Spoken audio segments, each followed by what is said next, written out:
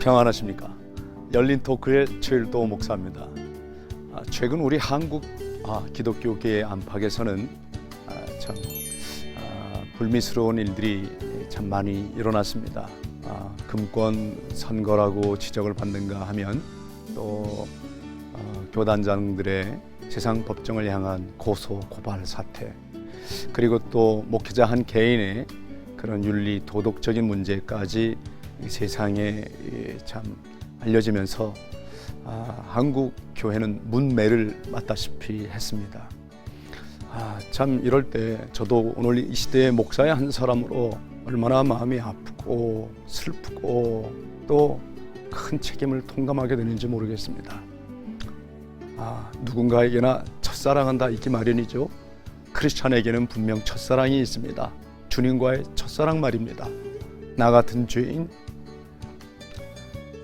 살리신 그 은혜만 생각하면 눈물이 나고 감사해서 감격했던 그 첫사랑이 있을 텐데, 오늘 저희들이 문제를 지적하고 또 그거로 인하여 분노하는 것으로 끝나지 않고 그 첫사랑을 회복하는 뜻에서 주님과의 첫사랑을 가졌을 때 그때 그 심정으로 돌아가서 한번 이 얘기를 나눴으면 좋겠습니다.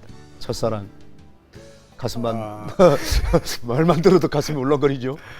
저는 그 나는 가수다 그걸 보면서 정말 나는 목사다 이렇게 외칠 수 있는 분이 몇 분이나 될까. 우선 나부터도 남 얘기는 관두고라도 제 아들 녀석이 자기 친구 부모가 자살하려고 하는 것 때문에 분노해가지고 이제 자기 그 방의 문을 이렇게 이제 날려가지고 구멍을 낸 것을 사진을 찍어서 이제 제가 그걸 잘 들여다보면서 내가 가정사역 시작할 때는 저런 마음으로 시작했는데 저 이글거리는 분노가 내 속에 사라진 것이 너무 힘들어서 그때만큼 사실 서글픈 일이 없었어요. 그래서 이게 내가 주님 앞에 헌신하고 가정사역을 하겠다고 울면서 매달려 이 길 걷겠습니다 이래 놓고는 그 긍휼, 찢어지는 심장이 내게 없다라는 것.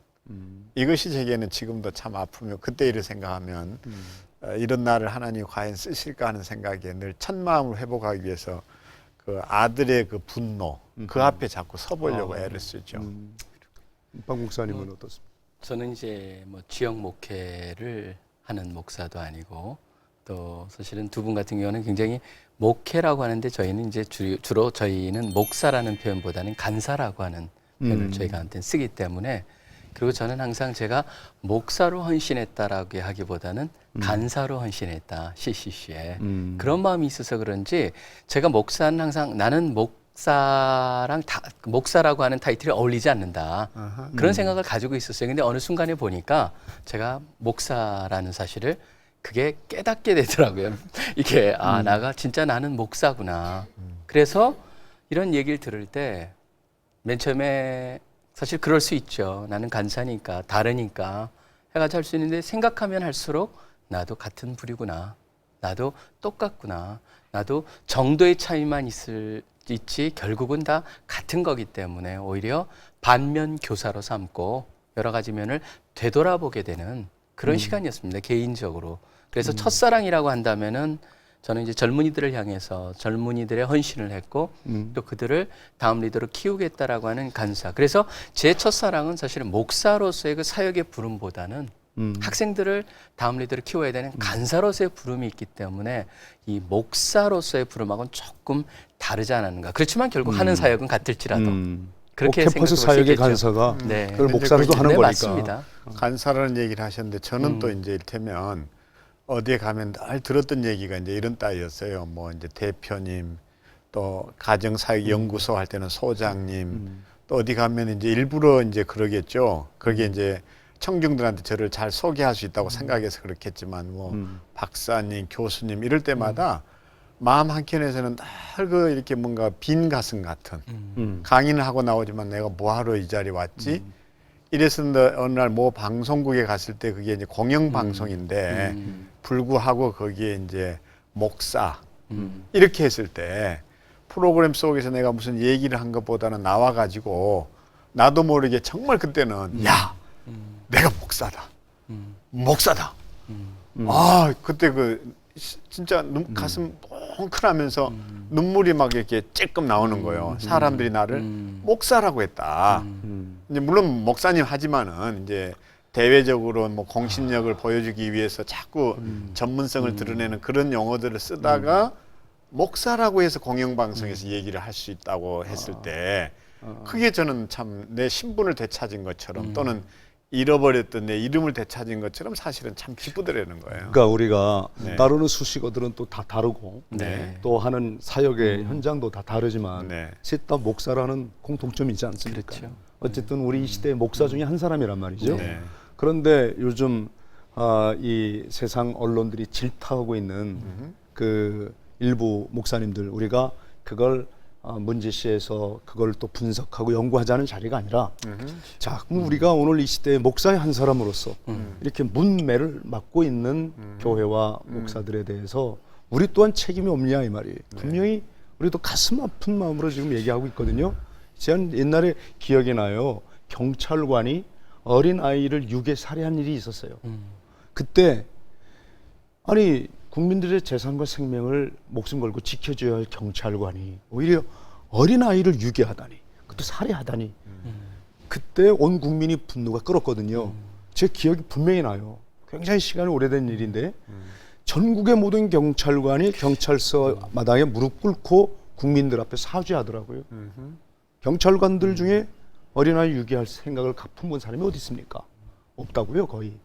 그런데 이 시대 동료 경찰 한 사람이 저지른 범행이고 내가 한 범죄나 다름없다고 무릎 꿇고 눈물을 흘리면서 빌던 모습 잊혀지질 않아요.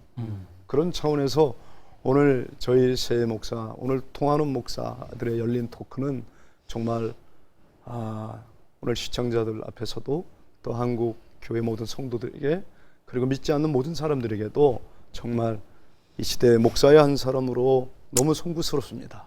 정말 죄송합니다. 잘못했습니다 하는 참여하는 마음으로 이 말씀을 드리는 겁니다.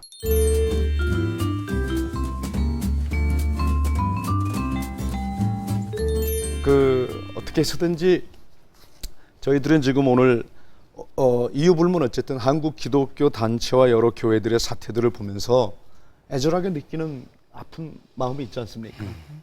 시청자들 가운데에는 이 문제 가지고 깊이 고민하지 않은 사람도 있고 무조건 세상 언론을 보고 또 똑같이 매도하는 사람도 있을 수 있고 여러 다양한 생각들을 하실 텐데 우선 두 분이 보는 자신의 입장들을 그리고 이럴 때 우리 바른 믿음, 바른 삶을 살고자 하는 크리스찬은 어떤 생각을 갖고 어떻게 대처하는 게 좋을지를 한번 그렇게 얘기해 주면 좋겠어요. 저는 어떤 조직이든 어떤 또 개인의 성장사든 거기에는 그 그로잉 페인이라고 그래서 성장통이 있다고 생각해요. 개신교가 이제 성장 일변도의 어떤 이렇게 양적 팽창을 해왔고 성숙으로 나아가는 길에는 반드시 한번 겪어야 할 성장통이 있다고 생각하는데 저는 이게 너무 지나치게 매도되는 것에 대해서 세상으로부터 문매를 받는 것은 당연히 반성하고 돌이켜야 할 일이지만 우리가 살다 보면 나는 그렇게 영혼의 친구라고 얘기하는 내 아내하고도 갈등해서 싸울 때가 있는데 둘이 갈등하고 싸운다고 해서 뭐 당장 그 한 번 싸움에 의견 다르다고 이혼할 일 아닌 거고 얼마든지 또 서로의 의견 차이가 있을 수 있고 내가 미처 아내의 그 마음을 헤아리지 못했구나 하고 돌이키면서 더 좋은 남편이 되려고 애를 쓰게 되고 좋은 아내가 되려고 하는 거고 이게 과정이지 결론이 아닌데도 불구하고 왜 우리는 부부가 싸웠으면 집안에서 싸우지 집안의 얘기를 일반 언론에다 노출시켜 가지고 자식들까지 창피스럽게 만드냐 나는 이게 더 나쁜 거 아닌가. 과연 이게 정말 자식들을 생각하는 마음일까? 이게 그런 의문은 정말 듭니다. 그래서 우리가 한국 교회 현실에 대한 질타당하고 있는 현실만 이렇게 얘기할 게 아니라 이걸 정말 극복하기 위한 대안으로서 우리가 모두가 한번 다 주님과 첫사랑 관계를 맺었던 그때 그 시절로 돌아갈 수만 있다면 입장은 또 달라지지 않을까. 정말 내가 주님을 알고 주님을 영접할 때 내가 한국 교회 노회장이 꼭 돼야지, 총회장이 꼭 한번 돼봐야지, 이런 사람은 거의 없었을 거 아닙니까? 나 같은 죄인 살리신 그 은혜 놀라와 이러면서 정말 복음을 전하는 사람으로 살아가는 것만도 난 너무도 감사하고 감격한데 이런 마음으로 대부분이 다 지냈을 텐데. 그참 노회장 하니까 얼른 생각나는데 예. 며칠 전에 대화예요. 예. 내가 내 아들 녀석이 있는 데서 그분이 무슨 노회장이신데 이랬더니 목사 아들이 내 아들 녀석이 그러더라고. 아빠 그 목사 노조 뭐예요? 이러더라고. 노자만 듣고도 노조 위원장 정도로 네, 생각하고. 노조 위원장으로 노회장을 생각하더라니까요.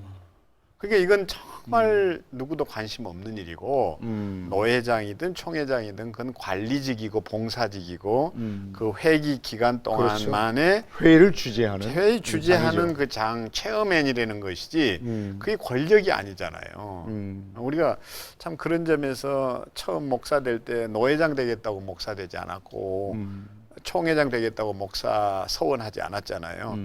하도 총회장 그러니까 나도 어느 순간은 그런 생각도 들었어요. 우리 연구소 이름을 가정사역 총회 이러면 나는 자연히 총회장 될 텐데. 근데 일단 현상을 있는 그대로 좀 저는 봤으면 좋겠다는 생각이 있는데요. 예. 우리가 현상을 있는 그대로 보지 못하고 왜곡돼서 지금 보고 있다는 생각이 들어요. 뭐냐면 지금 한 예를 들어보면 그 전에 우리 경제도 보면은 우리는 압축 성장했다 그러는데 압축 고통 여러 가지 복지 정책이니 뭐니 다 압축해서 지금 일어나고 있거든요. 그렇듯이 우리 교회가 겪는 이것도 일종의 압축된 성장에 나타난 압축해가지고 경험을 하고 있거든요. 그러다 보니까 특징이 뭐냐면 전체를 갖다가 다 보지 못하고 어느 한 부분 속에 우리가 갇혀가지고 전체를 보지 못하지 않느냐라는 생각을 합니다. 그리고 사실 우리가 여러 가지 얘기를 했지만 총회장 뭐 그 뽑는 거라든가 그런 금권 선거니 무슨 얘기를 하지만 실질적으로 저는 그렇다고 해서 그러면은 기독교를 이렇게 대표할 수 있는 어느 한 기관은 전 있어야 된다고 생각하는 게요. 그게 있어야지만 언론이나 정부에서도 어느 한 기관을 통해 가지고 같이 대화가 가능하고 대표성 있는 기관이 있어야 된다는 것은 분명히 있지. 잘못하게 되면 우리의 그런 대화 생각 속에서 그거 다 잘못됐다. 그거 없애야 된다. 그게 뭐 그리 중요하냐 하다 보면은 어떻게 보면 우리가 다리 다 자르고 일단 아무것도 없이 몸뚱이만 남아가지고 과연 이게 움직일 수 있겠느냐. 전 그래서 이걸 갖다가 진짜 필요한 것이 무엇이고 필요한 것이 어떻게 운영이 되어야 될 것인가. 어떻게 그것이 그런 면에 있어서 지금 이게 다 불필요하다. 지금 현재 분위기가 그런 겁니다. 하나도 연합기관 중요하지 않다. 회초론까지 네. 돼도 되고 또 실제로 거기에 동의하는 사람들도 그러니까 많이 다 있지 없애야 않습니까? 된다라고 하는 생각. 저는 그거에 대해서는 그렇게 하다 보면은 뭔가 우리 창구가 없어진다. 과연 그것도 우리가 한번 고민해 봐야 되지 않겠는가 생각을 하는 거죠.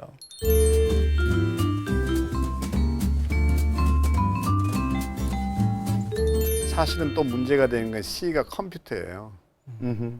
예, 컴퓨터 네. 이전과 컴퓨터 이후로. 저는 C도 제가 CCC다 보니까 CCC가 C에 C를 너무 예민해가지고 좋아하는데 컴퓨터 얘기를 들어봅시다. 컴퓨터가 문제가 되는 게 컴퓨터 이전 세대는 그런 문제가 생겨도 그냥 그 내부에서 조용히 끝나거나 이랬는데 요즘은 댓글이면 댓글 뭐 이렇게 그냥 무슨 광장이면 광장 이렇게 해서 막 이제 들불처럼 그렇지. 번져가거든요.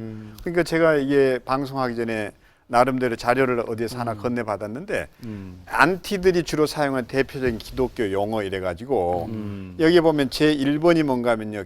기독교인을 개독이라고 그래요. 거기다 괴신교. 네? 뭐 이게 목사를 개목사, 먹사, 목사의 비리를 먹사 비리, 전도를 길거리 마케팅 이런 표현을 하지 않나. 또 기가 막힌 건 나는 이거 보면서 정말 가슴 통탄했어요.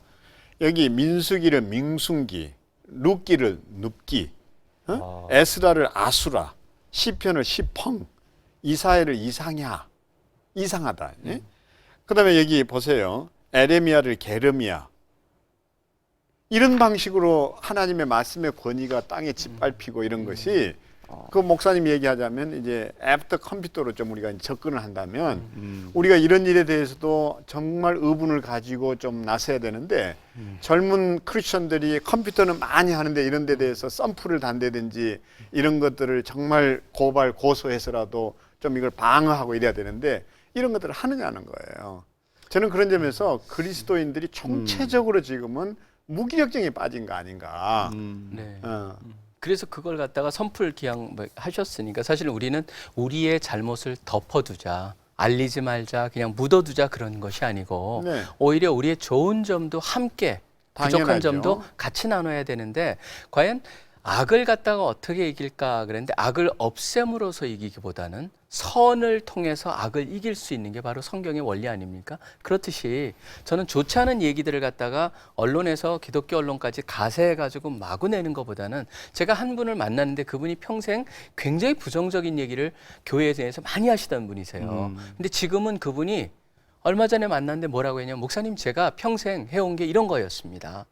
부정적인 것을 들춰내는 거였습니다. 그런데 제가 바꿨습니다. 그걸로 하나님의 나라가 이루어지고 교회가 깨끗해지는 것이 아니고 오히려 이제는 선한 것을 강조함으로 그 교회를 갖다가 더 올바로 가게 하는 것이 옳다는 생각이 들어서 이제는 그 자신이 맡은 그 지금 새로운 신문은 완전히 좋은 일, 착한 일, 그래서 아름다운 일만 지금 거기다 쓰고 있다. 그 말을 듣고 나서 제가 참 많이 공감을 했어요. 여기서도 지금 결국 안티 얘기를 하시고 그런 얘기를 하는 것이 외부 사람들이 하는 것도 있겠지만 어떻게 보면 우리 가운데 어정쩡한 사람들이 만들어서 그들한테 넣어준 얘기일 수도 있겠다. 저는 그런 생각을 솔직히 해봅니다. 문제는 이게 이제 그 안 믿는 사람, 기독교를 알지 못하는 사람들에게 너무 악영향을 끼쳐가지고 네. 독버섯이 자라기 위해서 우리 전도의 문을 막는다는 데 있거든요. 그러니까 저도 똑같아요. 선으로 악을 이겨야지 악으로 악을 이길 수는 없다고 생각하고 또 성경이 우리를 얘기할 때 우리는 그의 만드신 바라 선한 일을 위하여 지으심을 받았나니 이렇게 얘기했기 때문에 우리 선한 일에 마음 정말 쏟아야 되죠. 그러나 그러는 것과 동시에 제가 강조하고자 하는 것은 좀 이런 문제에 대해서 이제는 나하고 상관이 없다가 아니라 좀 더 의식을 갖고 깨어진 의식을 가지고 접근해서 우리가 방어할 것은 방어하고 그리고 그리스도의 아름다운 덕을 선전하는 게 우리의 미션이 아닌가.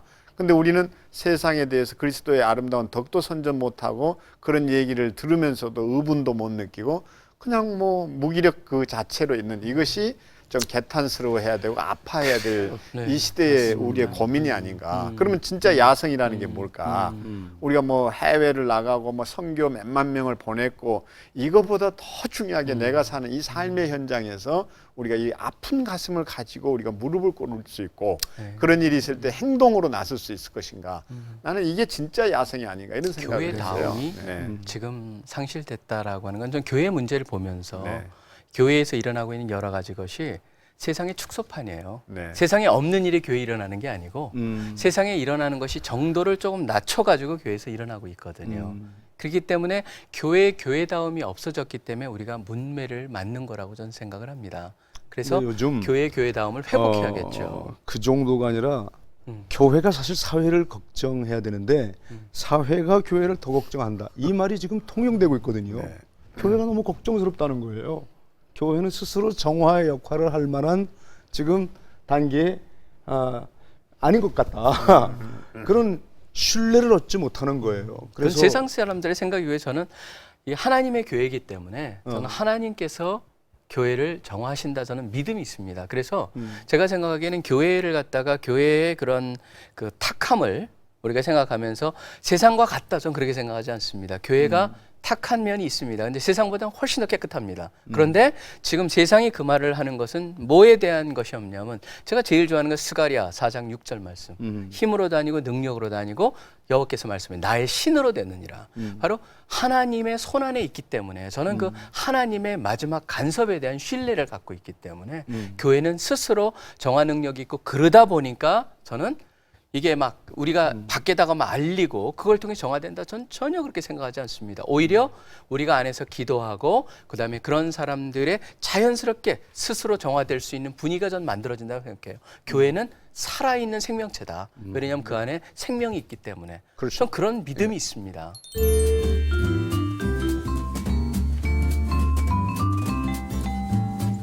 그래서 이 예수 믿지 않는 세상 법정의 판사들도 그런 얘기를 자주 한다는 거예요. 아, 교회 문제를 왜 여기까지 가지고 오십니까? 교회 스스로 알아서 해결해 주셔야지. 이렇게 돌려보내려고 몇 번 얘기를 해도 끝까지 아닙니다. 당신들이 판결해 주십시오. 이런 교회 내의 문제 또는 교단의 문제가 있다고 하니 참 이 부분에 대해서는 참 어떻게 입이 있어도 말을 못하는. 네. 이 부분을 어떻게 해결했으면 좋겠습니까? 그러니까 어디서부터 시작해야 되느냐 저는 그렇게 생각하는데 그게 중요한 질문인데요. 저는 목회자부터 시작해야 된다고 생각합니다. 사실은 모든 종교 개혁은 항상 밑에서부터 일어났다 그러지만 모든 개혁이 그렇지만 이 문제는 우리 목회자부터 여기에 원래 우리 최 목사님이 화두로 꺼내셨듯이 초심으로 돌아가는데 초심 중에 메시지 중에 메시지가 전 이것만 실천하면은 한국교회가 바뀔 수 있다라고 하는 게 베드로전서 5장 2절부터 4절까지예요. 거기에 보면은 그 하나님의 양을 치되 뭐라고 그랬습니까? 거기 보면은 억지로 하지 말라고 그랬어요. 하나님의 뜻 안에서 자원함으로 하고 더러운 이득을 때문에 위해서 하지 말고 기꺼이 하고 그다음에 양들의 주장하려고 하기보다는 양들의 본이 되라. 그럴 때 목자장이 나타나셨을 때 썩지 않은 면류관을 주시겠다고 그런 말씀하셨는데 지금 제가 그것을 갖다 거기 보면 4가지 정도가 나오는데 하나하나 따져봤을 때 진짜 그러고 있는가? 바로 그 면에 있어서의 뭔가 굉장히 심각한 변화와 도전이 있기 전에는 그러니까 가끔가다 목사님 제가 그 어느 부산에 있는 어느 한 목사님 뵐 때마다 그 목사님 그 말씀하세요. 성령 체험이 없어서 그래. 딱 그 말씀하시면 할 말이 없어요, 제가. 근데 사실은 진짜 성령 체험이라고 그분의 말씀은 그거죠. 하나님께서 딱 잡으면은 다 되는 거야. 결국 하나님한테 잡히면 되겠죠. 근데 저는 초심으로 돌아가기 위해서는 뭐가 필요할까? 참 제가 그 던져보는 겁니다, 지금. 정말 성령 체험이 없어서 그럴까요? 나는 오히려 성령 체험한 이 원식 교회 바울파 뭐 그 당시에도 예수님을 직접 만난 사람들도 있고 계시를 받은 사람들도 있었는데 분명히 파벌 싸움은 있었고 헤게모니 쟁탈전이 있었어요. 오늘 지금 이렇게 지금 세상 법정에까지 뭐 끌고 가고 하는 많은 사람들이 정말 성령 체험이 없어서일까? 이 원인이 뭐라고 생각해요? 난 분명히 그분들도 성령 체험했던 분이랄 거라고 생각이 들거든요. 현문우답인데 아까 계란 얘기했잖아요. 계란의 노른자이는 생명을 잉태하지 못해요. 흰자위가 생명을 잉태하지. 그러면 노른자위는 흰자위가 생명을 잉태하도록 에너지를 공급하는 거예요. 저는 그런 점에서 주객이 전도돼 버리지 않았나. 노른자위가 계란의 뭐 중심인 줄 아는데 그게 아니라는 거죠. 그런 점에서 우리가 다시 한번 정말 생명을 잉태할 수 있는 흰 자위가 뭔가라도 알아낸다면 이건 달라진다는 거죠. 저는 그런 점에서 목회자가 교회의 중심인 건 사실이지만 정말 그 평신도들에 대한 역할들을 더 많이 강조해서 그들이 살아있는 그 생활 속에서의 삶을 살도록 우리가 에너지를 공급해 줘야 하는데 이 에너지가 결국은 자기 그 소화시키고 자기 그 하는데 다 쓰여지고 이게 제 역할을 못하니까 이게 무정란이 돼버린 거 아닌가 이 생각을 저는 종종 해봤어요. 현문현답이시네요. 지금 1대 담임 목사 바울 사도 그리고 지금 현재 오늘날 2011년 98대 담임 목사가 섬기고 있는 코린토 교회를 가본 적이 있어요. 거기 들어가는 입구에 2000년 동안의 교회 역사가 1대 담임 목사 바울 사도를부터 시작해 지금의 담임 목사까지 이게 다 이름이 나와 있더라고요. 와, 그때 깜짝 놀란 거예요. 참 그 어떤 이 사도성 또 역사성 거룩과 성결함뿐만 아니라 교회다움이라는 것은 분명히 우리가 그 롤 모델을 바라보고 그렇죠. 우리의 모델은 예수님이지만 오직 닮은 예수님이지만 예수님 당장 눈에 안 보이니까 그분의 가르침을 전하는 선배 목사님이 있었단 말이죠. 그 선배 목사님이 우리 초기 한국 기독교계에는 주기철 목사님, 손양원 목사님, 길선주 목사님, 이성봉 목사님. 또 그런 그런 귀한 목사님들이 있었어요. 우리는 직접 뵌 적이 없었어요. 말로만 들어도 막 가슴이 뛰는 그런 목사님들이 있었는데 요즘 그런 롤 모델이 없다는 게 또 이것도 문제거든요. 롤 모델이 있죠. 없는 게 아니라 있는데 그대로 살지 못해서 문제죠. 그런데 그럼 구체적으로 네. 나는 우리 시청자들도 굉장히 관심을 가질 것 같아요. 네. 우리 송 목사님이 얼굴을 못 본 목사님이 아니라 만난 목사님 중에 그 그 대선배 목사님 중에 참 목사님답다. 참 저분을 닦고 싶다. 이랬던 목사님은 누굴까? 굉장히 궁금히 여길 것 같아요. 우리 저 박 목사님도 네, 마찬가지고 네. 그 얘기를 한번 해주시면 좋겠어요. 저야 뭐 이제 자연스럽게 돌아가셨지만 옥하는 목사님에게서 받았던 가장 큰 도전이 하나 있다면 그분이 이제 워싱턴에 오시게 됐을 때 제가 이제 맞이하면서 이렇게 안내를 하는 어느 자리에서 목사님이 너무 이제 건강 때문에 힘들어 하시니까 그랬었어요. 목사님 이제 골프도 좀 하세요. 그때 딱 돌아온 첫 마디가 이러시더라고. 나 절대 성도들 배신 안 할 거야.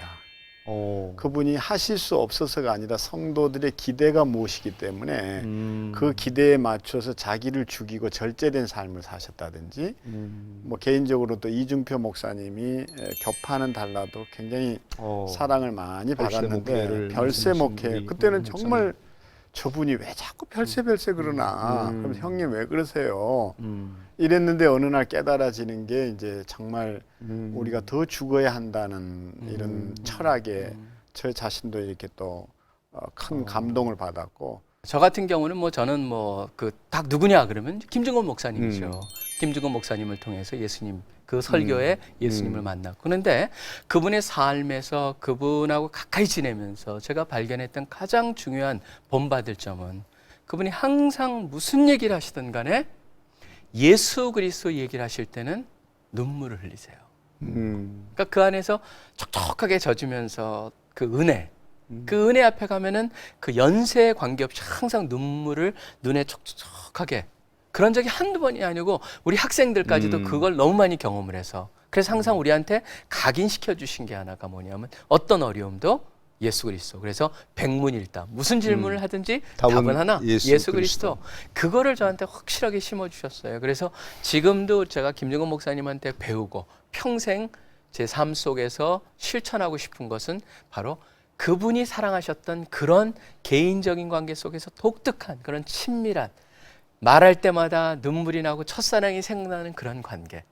그런 관계를 김 목사님을 닮고 싶다는 생각이 너무나 있죠. 또 있다면 한 분 더 얘기해 주실 수 있습니다. 저는 그 빌 브라이트 박사님이세요. 그러니까 외국 분이시지만 제가 이제 빌 브라이트 박사님은 시시리아 세운 분이시고 그래서 저희 이제 결혼 때 주례를 해주셨어요. 그런데 주례해 주시고 그 이후로 만날 때가 있었는데 이번에 설교도 듣고 근데 이분은요 무슨 설교하든지 딱 두 가지예요. 뭐든지 글로 가요. 하나 뭐냐면 지상 명령 성취를 해서 살아라.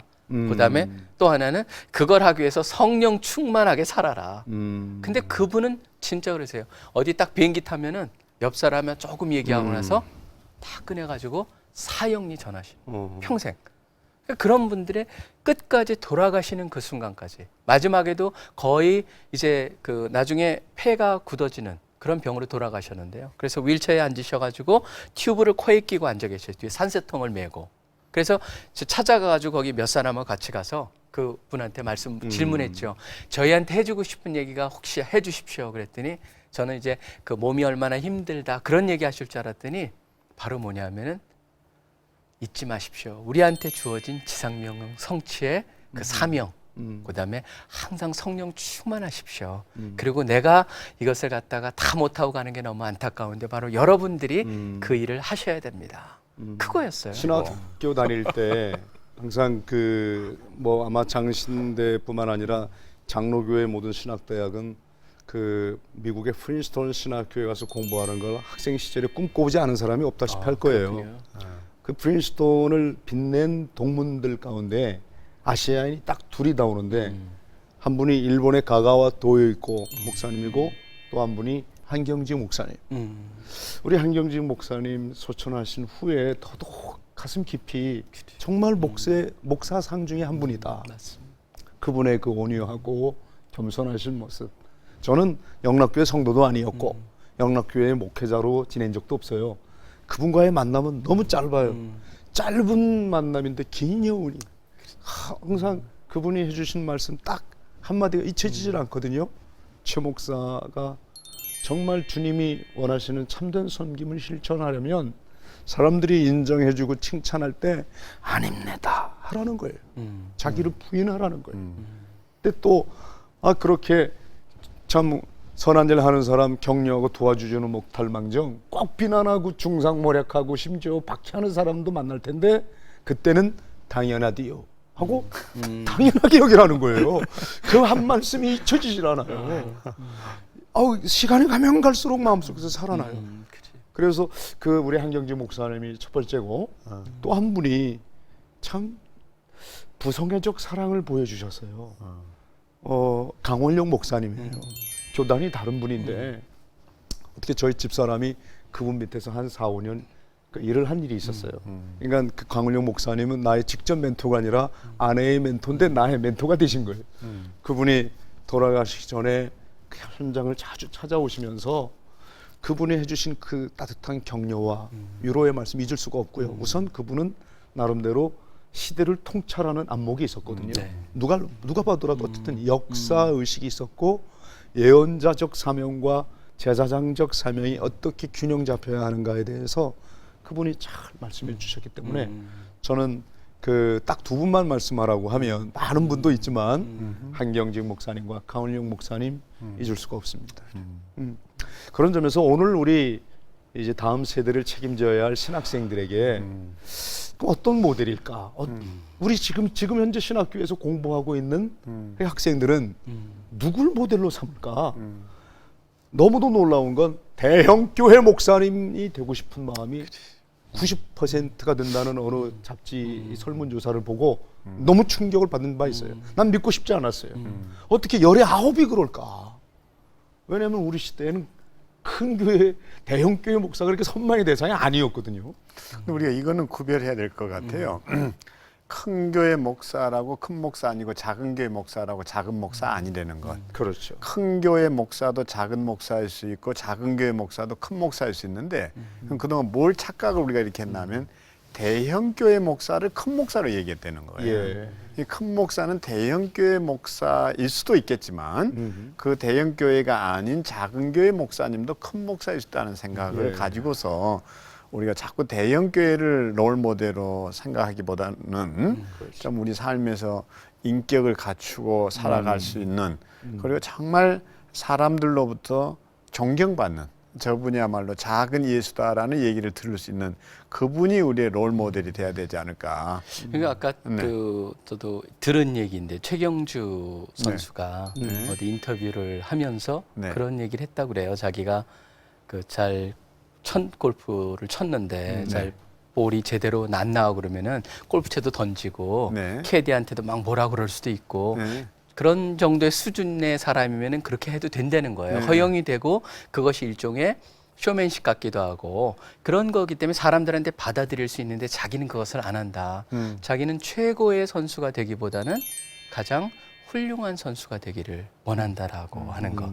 그렇기 때문에 만약에 대형 소형이 관계없이 우리가 최고의 목사가 되기보다는 오히려 훌륭한 목사가 되고자 하는 그런 마음들을 갖고자 하는데 롤 모델을 갖다 대형 교회에서만 찾기보다는 오히려 송 목사님 같이 가정사역, 최 목사님 같이 구제사역 그런 데서도 우리는 충분히 저는 그런 롤 모델을 제공하실 수 있다고 생각을 해요. 그래서 지금은 사실 많이 바뀌었다고 생각을 합니다. 왜냐하면 많은 사람들이 현실을 보는 거예요.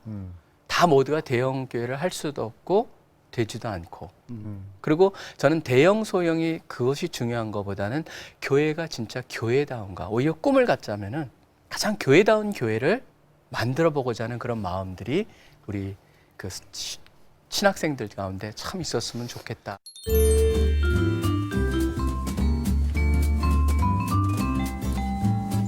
영적인 아비가 되고 싶은 소원을 품은 적이 있을 거 아니에요. 그렇죠. 한 영혼을 내가 정말 복음을 전하고 내가 영적인 아비가 되어 믿음의 자녀를 돌보는 마음으로 그렇게 내가 저 사람을 양육하자라. 이런 시절이 분명히 있었단 말이에요. 근데 그런 마음을 자꾸 잃어버리고 가고 있단 말이죠.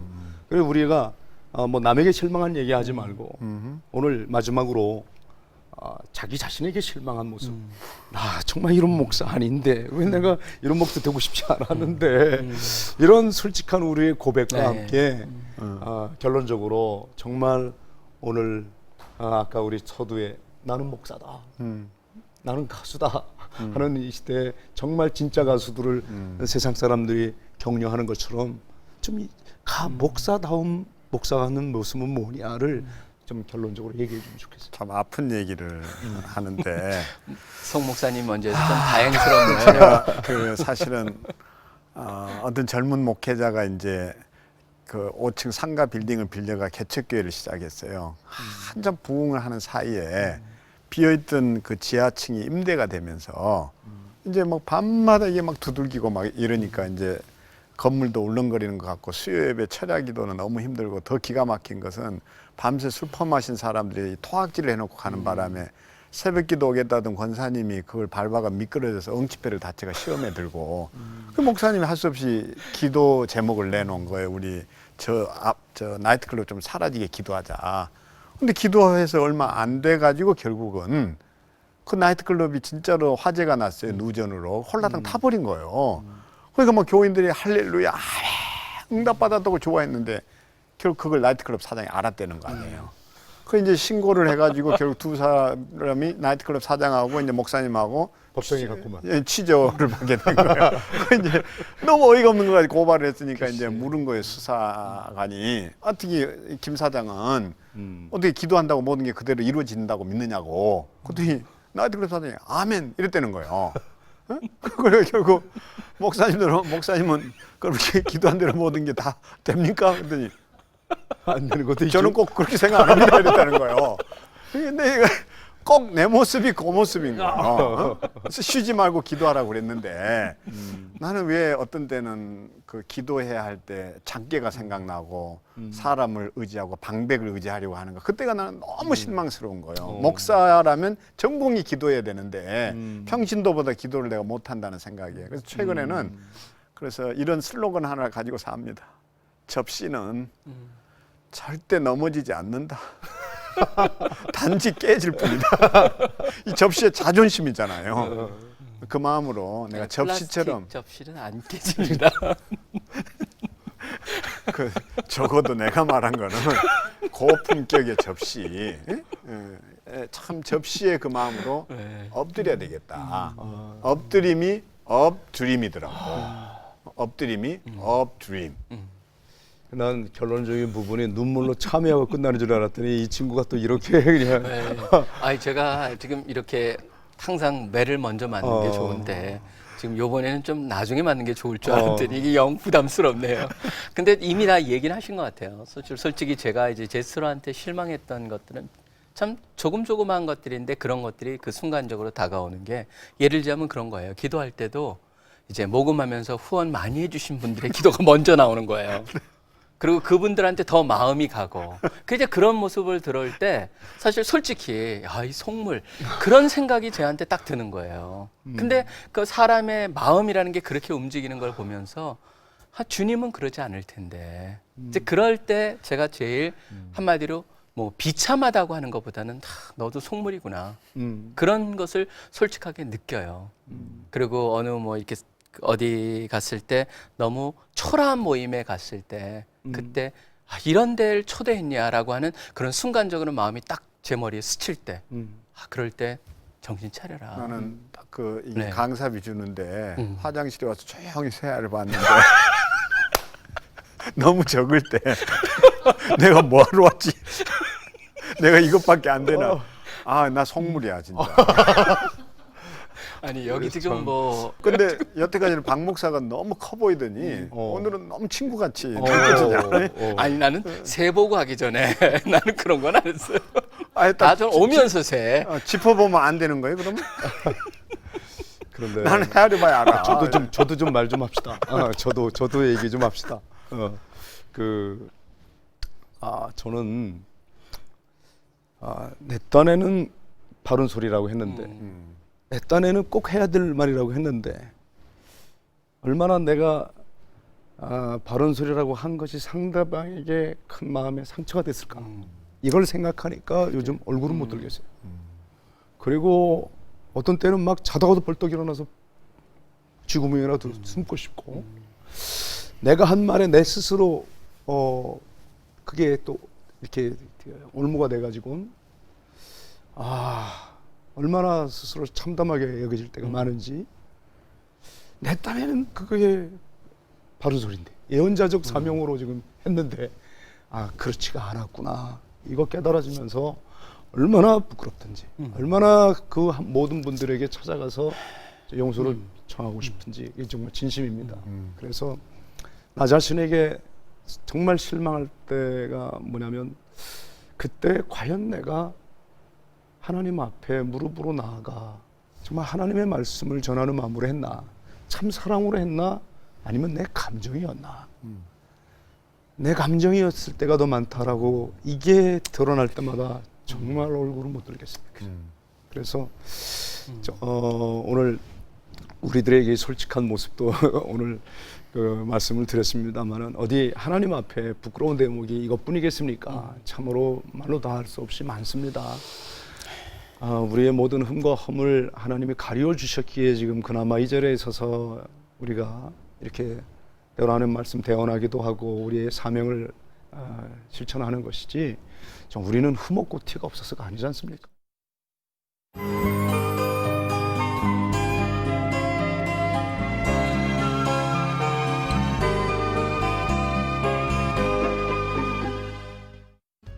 저희들이 오늘 그 한국교회 여러 문제들을 얘기하고 또 문제가 됐던 목사님들 교단에 대해서 연합체에 대해서 말씀드린 건 결코 저희들은 흠과 티가 없어서가 아닙니다. 이런 부분을 정말 해결해 가기 위한 우리 신앙의 몸부림 지금부터 여기부터 나부터 어떻게 해야 할까 이걸 말씀드리기 위함이었는데 저도에 말씀드린 것처럼 역시 우리는 다 첫사랑으로 돌아가야 할 것 같습니다. 원시교회 성도들이 갖고 있었던 그 복음의 능력은 군중을 자랑하지 않았고 복음을 자랑했습니다. 오늘 우리가 다시 이런 허세, 허수, 허상들을 이제 다 내려놓고 있는 그대로 우리의 모습 다시 지금부터 여기부터 작은 것부터 할 수 있는 것부터 나부터 실천해야 되지 않을까 생각이 듭니다. 감사합니다.